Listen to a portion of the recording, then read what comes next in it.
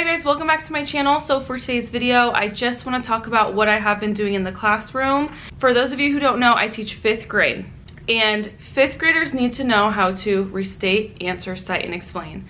I created a digital TPT product. It's linked down below. And in this video, I'm going to go step by step on how to teach it, how to upload it into Google Classroom. And I thought about how am I going to make learning about race, how am I going to make learning about the restate, answer, cite, explain writing strategy as easy as possible, knowing that students have been out of school for 6 months. And maybe your students haven't even been taught this strategy, but I personally love this strategy and I believe it builds from 3rd grade and you're going to use it throughout your whole career, probably leading into college. I created this product and my whole pedagogy behind it was I want to give a little bit, chunking a little bit for students to grow chunk by chunk by chunk. So therefore this product is 7 days of lessons with lesson plans. All you need to do is upload into Google. I explain it in the video and you're good to go. I was thinking about the teachers who have no idea what to do right now, and I think this is the easiest way, just to buy the product, upload it, and teach it. And I actually fanned this out in 2 weeks because I want to go slow. And maybe you guys don't know this yet because you haven't been teaching digitally yet or remotely. Like one lesson could take all day. So I really wanted to go slow, expand it out. Hopefully it makes your guys' life easier. Comes with lesson plans. I thought about the new teachers in mind who have to turn in their lesson plans. All you gotta do is turn in that slide and there's your lesson plan. Hopefully you guys like it and hopefully it alleviates a lot of stress for you. And again, it is linked down below. 7 full days of lesson plans, 7 plus. Again, I did 2 weeks. All right, hope you enjoy. Okay, you guys, now I'm going to be showing you how I use this in my classroom. And I'm going to be taking you on a tour through every single slide briefly. So slide number 1, this is just showing what's included and how I used it. How I used this was I uploaded it to Google Classroom and I had students upload their assignment and have it on their screen. I would share my screen and they would toggle back and forth between WebEx watching me do an example, and then I would direct them to go back to their example on their Google slide, and they worked on their section. So they used to toggle back and forth, and my live instruction was me sharing my screen. So here's a video on how to import to Google Slides. Because TPT does not allow zip drives or zip files for Google Slides products, all of the slides are together in here. And in this video, I just show you how to take the slides and upload them to one lesson. So here is the lesson plan, and I go step by step on each slide. Our essential question is, how is race helpful when answering questions, and our objectives, plural. And then I have highlighted in yellow the assessment. So slide number 1, students are going to double click and type their names into the dog tag. Just to get ready, I always have the students say, all right, open the first slide, go ahead and type in your name in the dog tag and wait for everyone else, yada, yada. Slide number 2, this next slide, is the learning target pledge. And here, students are just going to double click and type each learning target into the boxes. I want them to play with the font by changing the color, the size, and the style, and I want them to add a picture. I want them to learn how to work a Google slide as well. So the students are learning how to work the Google slides by manipulating things, and they're also typing. And my whole premise behind this was I wanted my students, similar to in the classroom, when I am in the classroom, I have my students repeat the learning objective. And I say, all right, I say this, you say this, and they repeat. Similar to this, they're typing it out exactly how it is. And then they're going to be clicking and dragging the learning target to each box. And that's just to show, like, this is what I'm focusing on. This is our target for our lesson, and this is what I'm going to be assessed on. Here is a video to figure out what race means. Students watch this on their own, and then we come back and discuss, or you can watch it together. Here is a drag and drop where students are going to drag each meaning to the letter. So C stands for cite the text. And then you guys will review. Here we are literally taking apart the word restate into the prefix and root word, and students are going to write their own definition of the word restate in the box, in their own words for their own meaning. Here is an example and non-example sort. So the students are going to read each box and determine if this is correctly restating the question or incorrectly restating the question. And I give the time students to do this. I do these examples, I do maybe 2 of these, and the students are going to do the rest, and then we check our answers. Here's our drill practice, and students are just focusing on restating the question. I typically do I do, we do, and then you do for assessment. Here as well is the exit ticket, and this is to end our lesson. And students tell me and type out what the word restate means. And they also explain why is RACE helpful when answering questions. And this is tied to our essential question. Then students are going to click and drag each thumbs up, just signaling that they got it, they understand it, they did awesome at this, you know, just giving a thumbs up like we would in class. All right, day 2, here's our lesson plan for our restate drill practice. I forgot to mention, but here for the standard, I left it blank. So you guys can manipulate it for your own standard that you're working on, because, you know, every grade level is a little different. Here's the drill practice. I have the video here for students to rewatch because this is technically day 2. Some students may not be familiar with what race means, and then they're going to fill out each box here, and I review this with them to make sure they're on the same page of what race means. And then down here, they're going to be reading each question and turning it into a statement. So I would do number 1, we do 2 and 3 together, and then they can do 2 on their own or however you want. Day 3 is answer, learning objective here, essential question, and our lesson plan with assessments highlighted. Same thing, students are going to click and type their name, our learning objectives, dragging the targets. What does RACE mean? They're going to watch this video on their own again, and they're going to fill out R.A.C.E. and review it. Here is the restate and answer sort. This is a we do, or an I do, really, and a we do, however you want to do this. But how I used it is we read the directions, we read the question, and the students and myself, we are working on turning this question into a statement and typing it here, and then typing the answer here. So I wanted the students to see that there's a clear distinction between a restatement and an answer. And that correlates to this next slide, which is a statement answer sort. So they're going to sort these boxes into statements and answers. And the first example is done. I would do the first example, we do this, we do, and then you do, and check answers together. Then we have our drill practice again, and this one's just a little different because, again, I wanted the students to pull apart, restate and answer. I want them to know there's a clear distinction between the two. So they're going to type their answers to these questions. They're going to restate and answer. Use orange and purple. Orange for restate, purple for answer. And they are changing the font color and the size.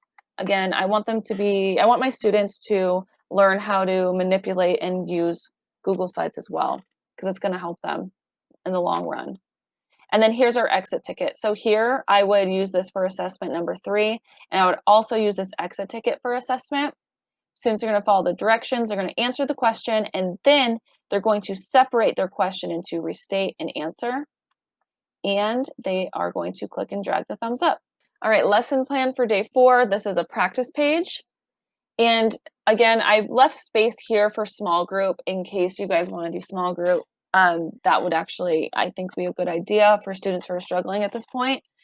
So here the students are going to restate and answer each question, and they're going to be color coding red for restate and A for answer in each box. Day 5 is cite the evidence. So here's our lesson plan, assessments highlighted, essential question, and standards. Students are going to type their name here, reread the learning objective, the learning target, type it, drag. Same thing here, watching the video, answering what each letter stands for.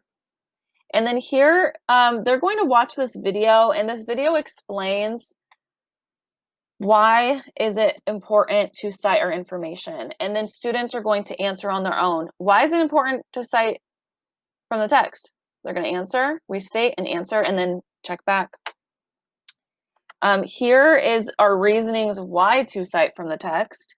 And here are the transitional phrase that we can and will be using. And what I had students do is each one we discuss, they're going to click and drag the thumbs up next to it, kind of like just showing I see it, I understand it, I got it. And what I had students do, again, I teach 5th grade, but what I did is I had students memorize at least one. Memorize your favorite transitional phrase for citing text. Because if we were in the classroom, I would have posters on my walls. I don't have that here right now. So, because we are remotely teaching. So I just said memorize at least one. Just memorize one. Then we go on to a sort. Again, we are sorting examples and non-examples in this one. I do number 1, maybe do a couple of these, and then students do it on their own and check back. And here I am asking, this relates to our essential question. How do we know these examples are correct? I give students think time for this. Like, how do we know these examples are correct compared to the incorrect non-examples? And we give think time, and we think about it, and we write the answers in the box. All right, so here is the mystery picture activities. And my students loved these. This was a lot of fun. So what students are going to do is they're going to read each clue, and they're going to determine what the mystery item is based on the clue. So they're going to circle what they think the clue is in that red circle, click and drag that, and they're going to restate the question. What is the mystery item? Here's the answer. The mystery item is a pencil. In cite. Where did they get their answer from? They have to use the clues in order to solve this mystery item. So for example, they would say, found my information with slide number 1, because the item is made of wood. They're going to do that with here as well. Mystery item 2. Mystery item 3, this is their assessment. This is a you do, and I take this as a grade. And I also take this as a grade as well. This is their exit ticket for the lesson. And they're going to answer this question and answer why this is incorrect or correct. According to paragraph 7 of the text, plants need water to live. How is that correct or incorrect? And I want them to explain. All right, we are in day 6 now. And I took 2 days teaching cite evidence. I wanted to go slower rather than fast for citing evidence, and it worked well. Same with day 6, explain. I took 2 days to teach this as well, just a heads up, but you guys can do whatever. I know everyone's times are different. Assessments are provided or highlighted, and same thing. They're going to type their name in here. Our learning targets, type it out, drag the learning target, add some pictures. Same here again, watch the video, R.A.C.E. And this is similar to our last one for slide or for cite. And we are explaining why is it important for us to explain our answers. And we need to use transitional phrases to begin our sentences for explaining. So here the thumbs up are here again. They're going to click and drag to each one after we discuss it. And then they're going to memorize their favorite one. That's just what I did. It helped because, again, I don't have posters right now. All right. This next slide is another sort between examples and non-examples. They are going to sort between the two. I do a couple together. They do the rest on their own and we check back. And then I give them think time to answer this question. How do you know these examples are correct? How do we know these are correct compared to our non-examples? Discuss and answer. Then it's time for mystery pictures again. Now these ones are a little different because the students are going to need to explain how their answer is correct. I made this so the two items are very similar except for one key clue. So for example, these items are both animals. These items both fly. However, in clue 3, it says the item has feathers and can be different colors.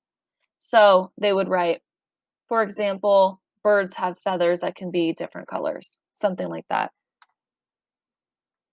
Slide 2 is the same. I did a I do for this one as well, or we did a we do for this one.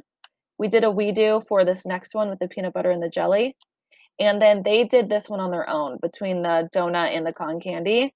This one was their own, and I only had 2 clues here because I really wanted them to think for their explain. And the key thing is light as a cloud. So they need to like know a donut's heavier than a piece of cotton candy. And then here is day 7 plus, because what I did, I am into going slow, especially through this distance learning. I'm going slow, slow, slow. These are practice pages using the full R.A.C.E strategy. So I would do this one with my students. It's Germs 101. And the question is, what is a germ hotspot? We're going to restate, answer, cite, explain. Then the next day, we can do this one. It's called Defend Against Germs. And the question is, what is one way you can defend against germs? Because there's multiple ways. The students are going to read through it, answer R.A.C.E with the R.A.C.E strategy. And then this last worksheet, it's these two combined. It's this paragraph and this paragraph combined to one page. And it's important here that you introduce numbering paragraphs at this point, because when we cite, we're going to be very explicit with which paragraph we got the information from. So we're going to say, we're going to insert a number for paragraph 1, insert a number for paragraph 2, marking our paragraphs to find our answer. And that's it, you guys. Here's the answer sheets for the sorts if you need them. Everything else is really going to be up to your opinion on what is correct and incorrect. You know, grade however you feel. But that's the product, you guys. Thank you so much for watching this video. Please let me know if you have any other ideas for activities like this. But I will say my students seriously loved working with this. They enjoyed it. And at the end of the lesson, I forgot to mention they turn it in. So again, in my product, when you purchase it, it's right here. It explains how to take apart each assignment and assign it individually. So thank you guys so much for watching. Have a great day, and I hope your school year is going great. And I really hope this helped you guys alleviate some stress.